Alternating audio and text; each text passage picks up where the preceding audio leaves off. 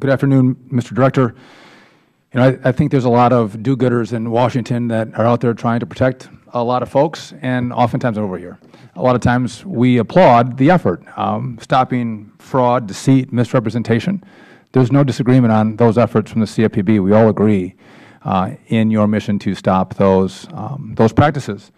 But sometimes I think you're out trying to do good, but in the end, what you do creates harm to an industry where people are using products that they actually know what they're getting into. There's clarity in the cost, there's clarity in the consequence, and they analyze and come up with the idea that this is a good product for them. I have an individual in my district, central Wisconsin, a guy by the name of Ron, who said, in regard to the overdraft services on prepaid cards, that I receive Social Security direct deposit, and since this is fixed income, there are months in which I need the overdraft protection, such as winter months.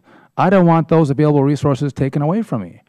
So you might not know this, but up in Wisconsin, in the winter it gets really cold, and our heating bills go up. And for guys like some Packer games, yeah, that's cold. You know, that's tough on him. And these are products that he knows the cost, but he's readily willing to accept the cost because it helps him out and manage, you know, his fixed income through Social Security.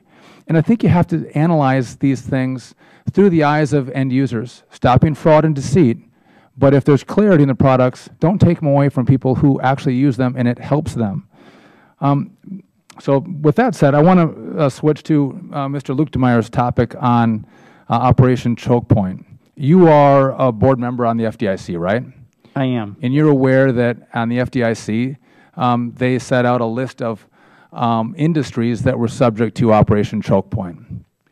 I don't know if that's quite accurate. And just to be clear, I'm an outside director. I'm not as engaged in the day-to-day operations. I have a full-time job with the CFPB. I know, but I am aware that there was such a list. The DOJ and at least FDIC were targeting certain industries, whether it's, you know, payday lending, gun dealers, ammunition manufacturers, smoke shops. I have read about that. Yeah, but as a director or as a board member, you had no idea about it from the inside? I was not aware of that. That's correct until it burst into public view. Okay. Do you support the idea of Operation Chokepoint, of choking off banking ability for certain industries?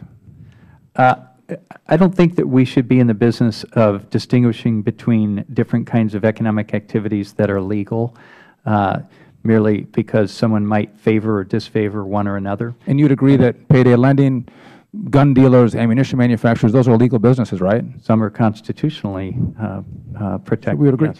So in regard to those who are implementing these policies within the FDIC, actually, I would argue they're actually un-American policies. We're looking like the old Soviet Union, Venezuela, Cuba, when we're using the banking sector to go after industry we don't like. Do you think those folks should have a place in our government who are implementing Operation Chokepoint? Actually, I'm not clear that's what people were actually doing. I think some of this may be that's my question for you. Overdone. But my question for you, I don't think that I reclaim my time, Director Cordray. I think I'm agreeing with you. I don't think that people should be pressured into not lending to businesses but that's not my question. Legal. My question for you is: do you think if you're using the power given to you at the FDIC in partnership with the DOJ to put certain lines of businesses that are legal, that have had no due process, no judge, no jury, no trial, no due process, you've actually put them out of business? Do you think you should have a job at the FDIC or the DOJ? Again, I'm not clear. Simple question, yes or no? I'm not clear that that's what happened. I don't think it is what happened. And I believe, if I'm understanding correctly, that there has been modification of policies that I think give you some comfort. I'll take that as your unwillingness to answer the question. I would tell you, listen, if this is what you're doing, you have no place in government. I only have a minute left, 40 seconds left. You and I had a private conversation. I dropped a bill, very concerned about the Consumer Advisory Council and it being open to the public. You're not FOMC, you're not setting monetary policy, and you're not the CIA. You actually called me and said, listen, thanks for bringing this to my attention. We're going to open it up. But lo and behold, from what I'm seeing, you put out a Consumer Advisory Board notice for September 11th on the Internet that only gives a portion of the the actual schedule that was offered to those who attended the meeting. So actually, the whole meetings are not made public. There's also a meeting from October 15th of the Community Bank Advisory Council where only a couple hours was public, but you actually, that was started at 2:40, but you actually began meeting at 8:30. No, I don't think that's quite accurate. But number one, you talked to me about our Consumer Advisory Board, which is not governed by the FACA or the Federal Advisory Committee Act.